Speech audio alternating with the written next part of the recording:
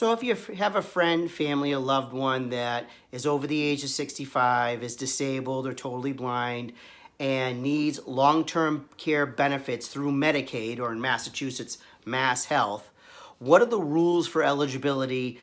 First, let's take a look at assets. Now, assets could be bank accounts, they could be life insurance, they could be CDs, they could be money markets, they could be extra pieces of real estate above and beyond the primary residence. When it comes to that, in general, a person cannot have more than $2,000 in their name. So all of those assets are countable. Now, Mass Health or Medicaid does make a distinction between a single person and a married couple.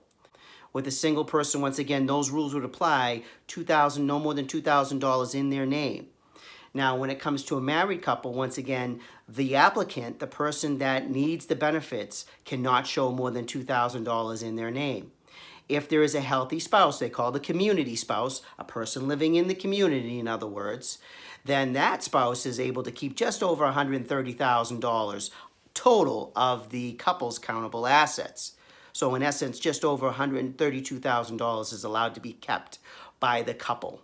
Now, any amounts above those dollar amounts must be spent down by the individual or the married couple so that the person requiring benefits through Medicaid or Mass Health will qualify.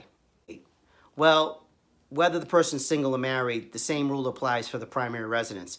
As long as the primary residence is valued just below $900,000, the residence is not a countable asset. So it's not counted toward that $2,000 limit, or with the married couple, just over $132,000, as I mentioned. So the house itself is not a countable asset, but it is lienable. And so basically what that means is the primary residence can be liened by Mass Health when the applicant passes away. What about investment real estate or vacation real estate? Well, folks, as I mentioned, that would be considered an asset that is countable in the eyes of Mass Health. Now, there are certain ways that folks can plan for these things, and we call it a 5-year plan, where we can try to set the situation up to comply with the rules so that an individual, if they need assistance down the line in a long-term care facility, that they can qualify for the benefits if necessary. Now, I have included some videos inside the links below in the description. If you're watching Facebook, the links above, that will define some of these things, but they're meant to be just definitions in general. You really do need a specialist to assist you if there are some assets and an individual does need to qualify for long-term care benefits.